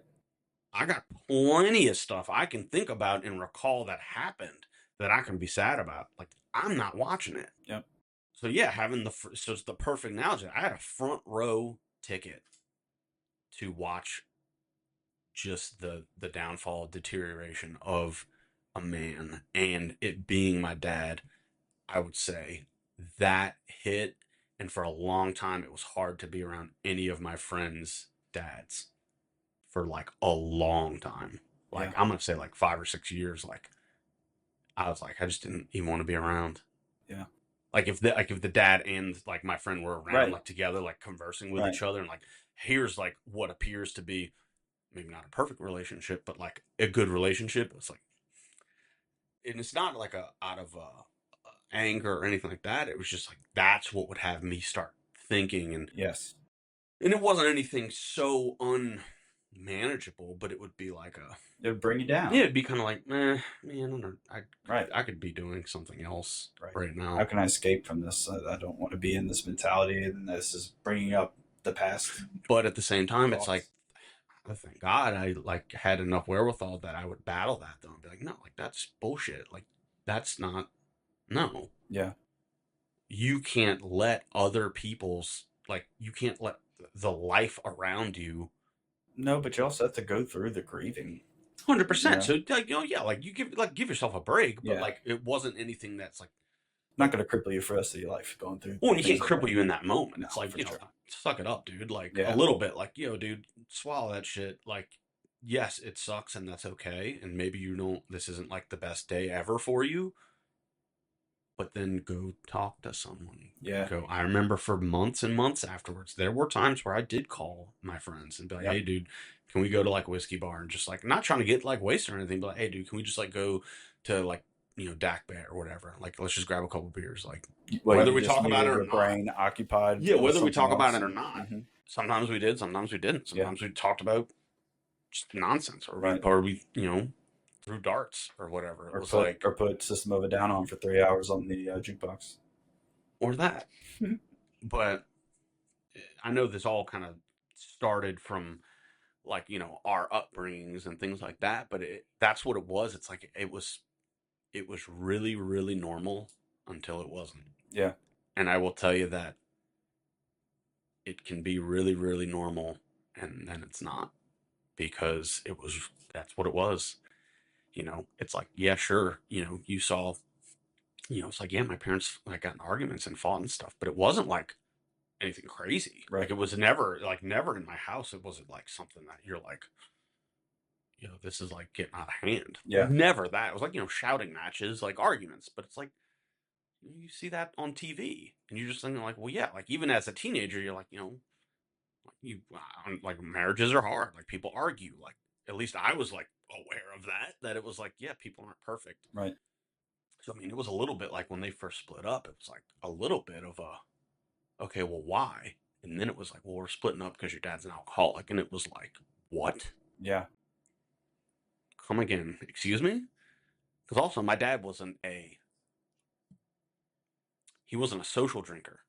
He wasn't a, like, oh, we got beers in the fridge and he's getting home from work and he's like in the kitchen making a cocktail, or you see him grabbing a beer. It's like, no, he has like a water bottle with vodka in the car that he like chugs before he gets out the car. So it was like truly a like, what do you mean? Like, what are you talking about? He's not an alcoholic. Yeah. Super hidden, closeted alcoholic. Exactly. So it was 100% like, that's what I mean, dude. Like, you can think everything is normal, and then all of a sudden it's not, and you are a little kid, and then all of a sudden you were like, what the hell is going on? It's so crazy. I mean, And this is right after, and again, you got to think about us as our timeline, like me and our age timeline. This happened like, this is only like 9, 10 months after Hurricane Katrina. Like, this is my senior year of high oh school. yeah, yeah. So now we're also going through all of that. What I'm saying, like me and you and our friends, we're going through all that. So it's like, we specifically, our generation, it's like we went from being kids to like, then that singular moment changed everything for all of us. Yeah. But then you have people like myself and other people that have like, then other things on top of that that pile on. That's like, yeah, dude, I feel like Katrina. life's It's crazy, dude. almost like that's a staple of when time actually started speeding up and getting things started being a lot quicker. So, yeah, 2005, right? But also, like you said, we were seniors in high school, so we went from high school living at home to like, okay, now we're in college. And Katrina is just that split, right? Like it was just like that Well, was and Katrina like changed everything too, because it was like this weird stepping stone into like a new era, because like, I know for the people that came back here, it was like you had the like transition schools where it's like people were going in the afternoon. while their Some people were houses are going being rebuilt. and they're living in Yep. trailers. And you had other people that were taking buses up to Baton Rouge to go to school. And again, it's like there's cities under curfew in certain areas, and it's just a weird time. And It then was. and then you just, yeah, you throw in, like I said, anybody that had other things on top of that, which I'm sure certainly during that time, I'm not the only person that had other, outside traumas and outside things happen. I mean, proof in the records. I mean, you had a Yeah, bunch of man. people lose their lives in Katrina, and people got displaced and never came home, and things like that. Right. So now, whether any of that had anything to do with acceleration or inflammation of my dad's, I'm sure it didn't help. oh yeah, it definitely didn't help. I'm sure it didn't help. I Yeah, mean, Jesus. but I don't know. Yeah, whether that was a direct relation to anything, but Well, and I can't help resonate to the fact where like I kind of saw myself getting to some kind of point with that, which is why I'm not really drinking at yeah, all right now. yeah, Like it's real easy here. I mean, that's what we grow up for even, I'm saying, non-destructive it's alcoholics, easy. but I'm saying it's how we grew up. I mean, if you think about going back to a kid, whether it was in your household specifically or not, growing up, anywhere you go, like, the adults were drinking. Oh yeah. I will tell you right now, when we moved to Washington a few years ago, like, people drink, but that's not really like a thing. Like, people have events and things where there's just not alcohol there. And it's Oh, not you because you they're, have ice chests of beer at kids parties here. Kids parties, you will have an ice chest full of beer, and you will have mimosas inside or whatever. Like, like I have funneled a beer at a kid's birthday party. yes, So, like, what does that say? Now, I grew up, and you go to like crawfish boils in the springtime. Like, all the adults are drinking. It was it's normalized. it is Alcohol is socially normalized. normalized here It's in socially the greater acceptable. New It's Orleans area. normalized completely. So, which, for better or worse, right? You have people's own. You have plenty of people's differing thoughts on that.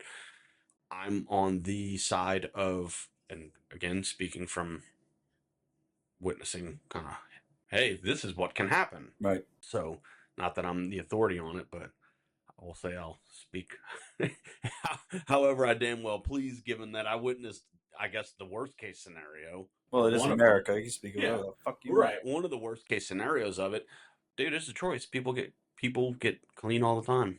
Is it really hard? Absolutely. Yeah. I'm sure it is. Being addicted is it's a disease, wonderful, but it's something that can be managed. My dad had multiple opportunities, multiple resources, multiple ways to try to manage it, to try and help himself. And he tried. Yeah.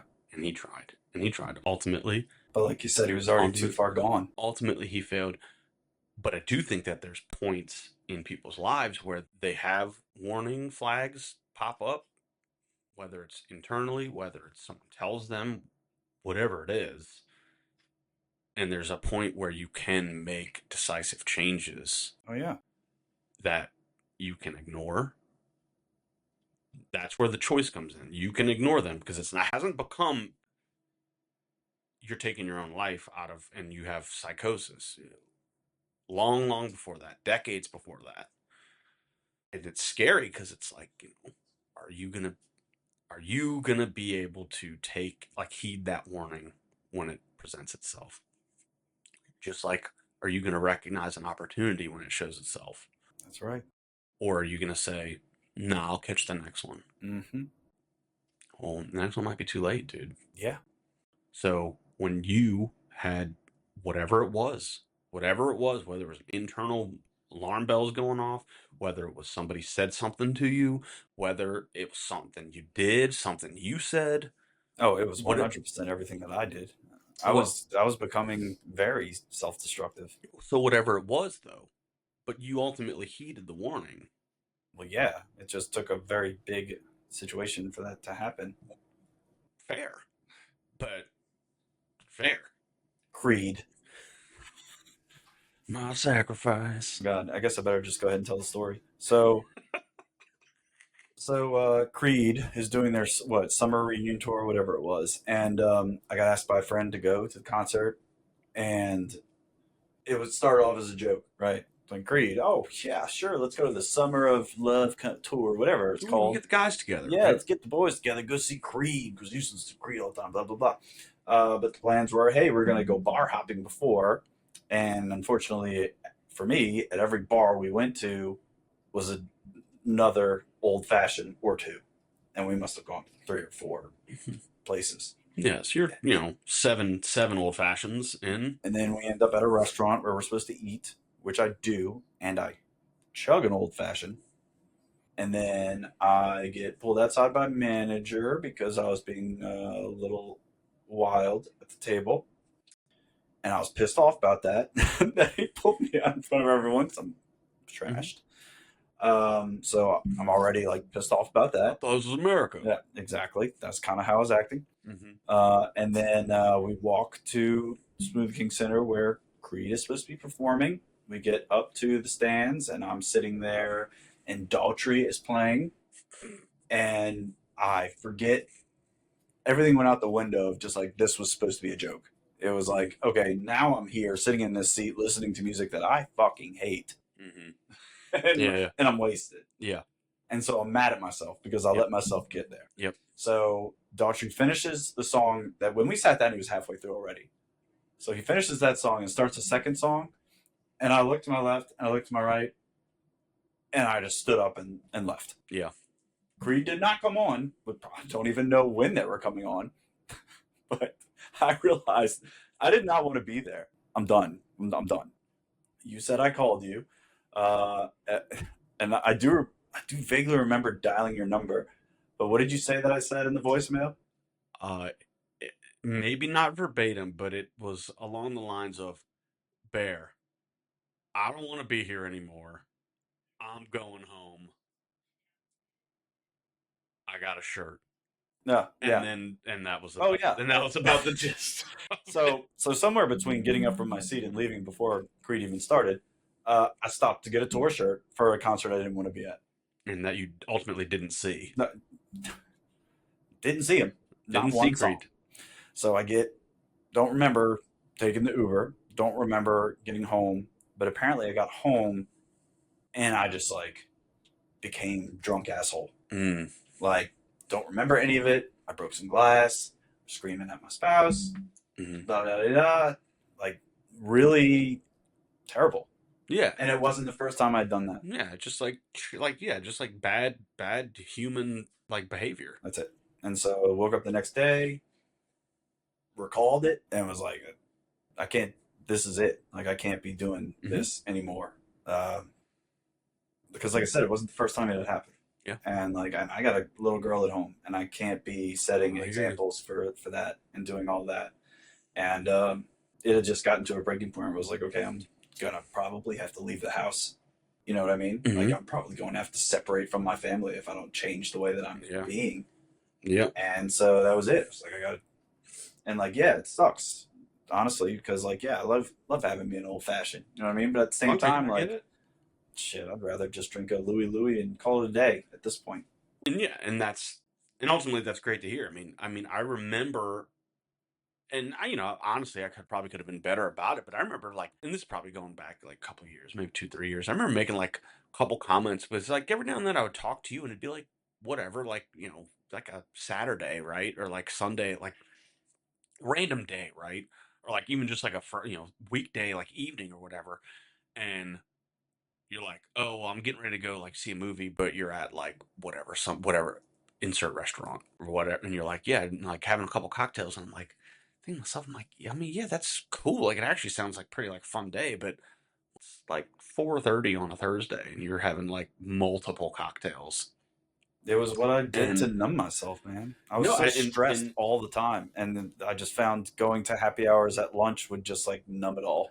well, and again, so there's like right, there's different facets and different like the way people handle alcohols differently, right, or Yeah, how they approach alcohol is like where I had situations where ultimately there was breaking points, not a breaking point or realization point, but it was never that wasn't for me. That wasn't the thing. It wasn't like, oh, I'm having these drinks or even having drinks every day. Like honestly, I never have been like a I'm just gonna have like a couple of drinks at home, whatever. Like right. never have been that way. Yeah, But what I have been is when it is time to go out, I'm going as hard as I possibly can. And then I'm, the drunk asshole that then ultimately has to like go home early. I can still taste the Four Locos. Yeah, exactly. So The blasts. the blasts, exactly. So, Oh. but similarly, and it's funny that this both kind of happened to us, or this realization happened to us, I think relatively around the same time. For me, it was like in September, Mm-hmm. and yeah, just there was a situation. There was actually a few situations over the course of the summer that was like kind of leading, and I was really kind of reflecting on some certain things that happened, like the first Squires, that first dinner that we had. I didn't like the way that you know, I didn't like the way I, held myself and behaved that night. There was just a few other things, and then something happened in September, and I decided that okay, what does this look like for me? Like, how do I fit this into my life to change these behaviors? Because again, it's like a drinking at home thing has never been a thing. Yeah, It wasn't like, oh, well, I'm not going to drink during the week. I don't drink during the week.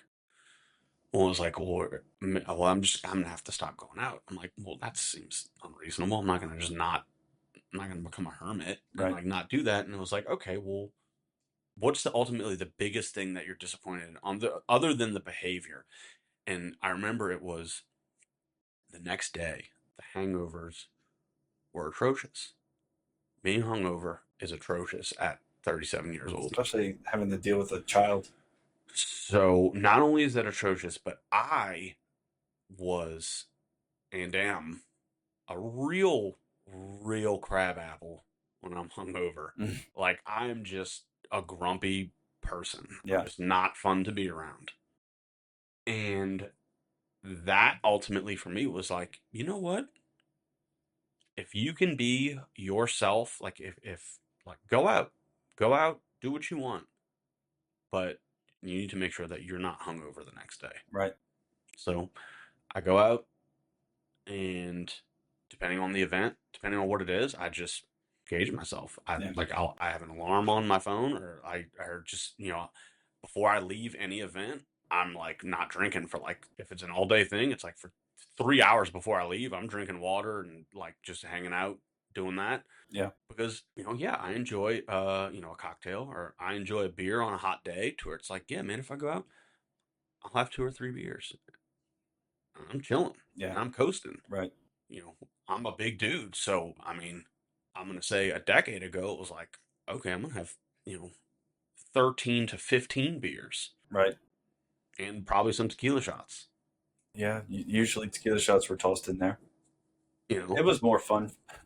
I know that I loved the tequila, but it was just more fun for me to bring tequila shots to someone that I knew hated tequila. oh yeah, That's the most fun thing ever because oh I yeah, loved drinking tequila, but yeah. everyone else most of the time hated it. Yeah, it was like pretty much like me, you, and Jay that were like actually enjoying the tequila. Yes. Yeah, And exactly. everyone else would always go, no. No, I like Oh, tequila. yeah. Did you at least get a lime? No, and it's Nope. hot. And it's hot. Microwaved it. Yeah. So ultimately, though, like, yeah, like we both have made some, again, different situations, different relationship, I think, with alcohol, and ultimately have made some, I think, pretty drastic changes. And I've seen the benefits of what I've done. Fuck yeah. I know you've seen the benefits of what you've done. Absolutely. It's just nice And to guess not what? be hungover And ever. most of the again, and I'll be honest here, like, yeah, sometimes it's a bummer. Like, I went wherever it was recently, and it was like, man, it'd be nice to like get buck, Hmm. and I didn't. And again, full transparency, like, I fully was like, man, I think this would have been more fun if I would have gotten buck. But ultimately, it was still fun. Like, the next day, I woke up not hungover, and waking up the next day not hungover almost makes the night before more fun. Like, in my brain, it almost like tricks my brain into. It's a weird thing, but it almost like it gives me such a sense of, like, I guess, like, joy, that I'm like, okay, now I can just have my regular day. Also, too, I can vividly remember the night Correct. before. Correct. So maybe I had some really cool conversations that I actually remember. Or, not that it's like, oh my gosh, I blacked them all out, but even when you're drinking, it's like things are just fuzzy, right? It's like, oh, maybe I remember talking to you about music, but like, what exactly were we talking about? Now I can wake up and be like, oh, we were talking about, whether or not Light Grenades is a good album or not, Which it is. which it is. Which you did not agree with for years. Yeah, no, sure, I know. But so, And it was also very gratifying to get the text message from you that you said, "Oh yeah, Soul Invictus is a 10 out of 10 that I've been preaching on for like ever and ever." So much so that you called me out in front of someone else that I told was a 10 out of 10. You're like, "Dude, that's a little extreme." That was gratifying to get that message from you yep. because it is a fucking 10 out of 10 Yeah, album. and I remember, it's the cool thing about music. Yeah, There's something for everybody. yeah, true. There is. What does the term "being a good man" mean to you at 37 that it didn't mean to you at 27? At 37, Mm-hmm. I think being a good man is being in being an example to people, and holding yourself accountable for your actions, and holding yourself accountable for your words, and being humble. I think at 27, being successful is, do I have a house and a car? Am I financially where I want to be? At 27? I think at 27, I think that's the thought. Yeah, I think that's the mindset is, am I in the place that society tells me is successful? And I think at 37, I think being accountable and being humble is successful. it's interesting how just a decade from 27 to 37 perspectives shift so drastically. I think if you can accept humbly if you're wrong about something, or if you can accept that you don't know something, I think you got it. I think that you're successful. I think that if you can lead by example, I Mm, think that if you can show someone good morals by leading through your actions, by showing them, whether they witness it, whether you're actually teaching them, Hmm. whether you're speaking to them, I think that is wildly successful. Because ultimately, I think if you can do that, the other stuff isn't really that difficult. Well, my whole life, I've always thought that for some reason, I thought I wasn't going to live past 30 years old when I was younger. For some reason, don't know why. It's Okay. just always in the back of my head. Huh. Never thought I was I going didn't to. know that. Yeah, never. I just never did. Don't know why. Huh. That's gnarly, dude. Yeah. So I lived a pretty full life up until I would say even 33, 35. It was just a freedom life kind of thing, like, Yeah. Yeah. Okay. uh, because I just didn't think I was going to make it. And so it's just funny because of all the things that I thought that I needed to accomplish before I was 30 and knowing what I know now at 37 and all the research and all the reading I've been doing and listening to these scientists and these crazy podcasts that I listen to too. So it's, particularly Alan Watts is saying life really doesn't start until you're 40. Huh. It's just very interesting. He just talks about that. He talks about how you have to go through all of these learning things to learn what you need to learn during the first half of your life to where you can truly live the second half.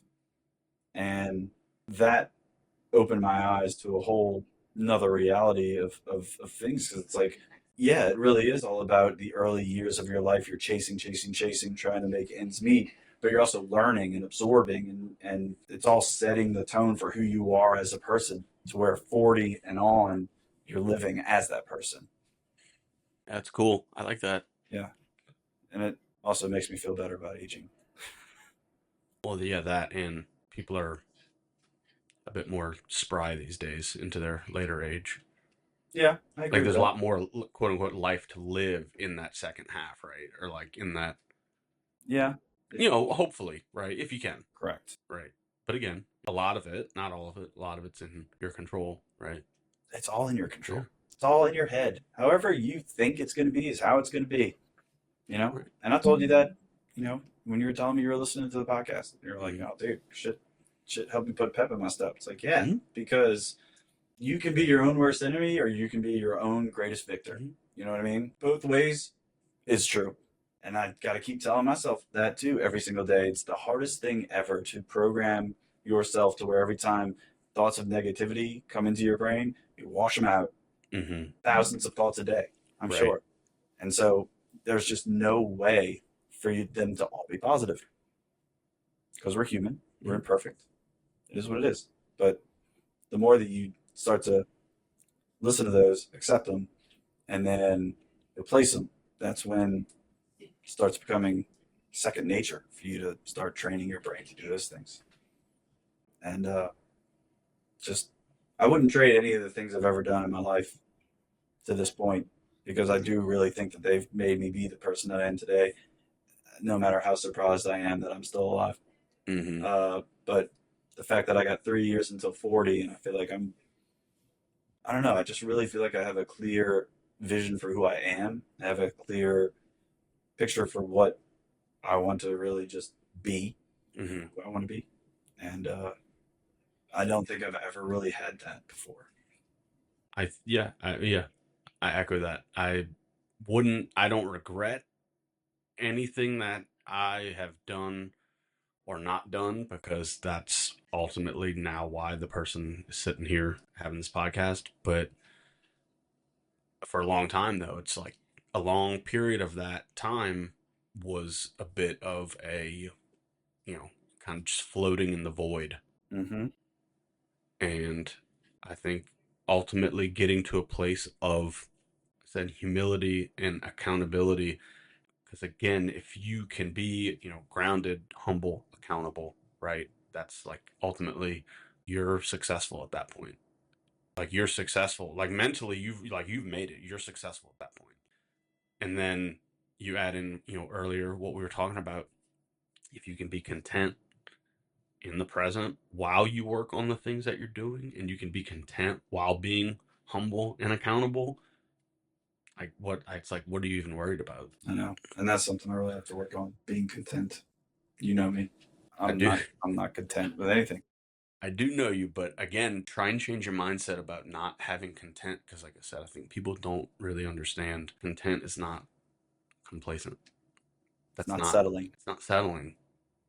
It's not what that means. Yeah. You can be content while working towards something. Yeah. There's no rule that says you can't enjoy what you have while you work for something else. It's not all or nothing. No, it's not. You gotta give yourself some grace. Stop and smell the roses every once in a while, right? Yeah, dude. Life's tight. Life's tight. Life is tight. Well, shit, dude. Well, on that note, man, I think we should wrap this up. Uh, I Yeah. love you very much, man. Thanks for I coming love and you too. talking to me. Yeah. Good luck editing this mammoth episode. Yeah, shouldn't be too Yeah. challenging, but all the love. Yeah, man. All the love.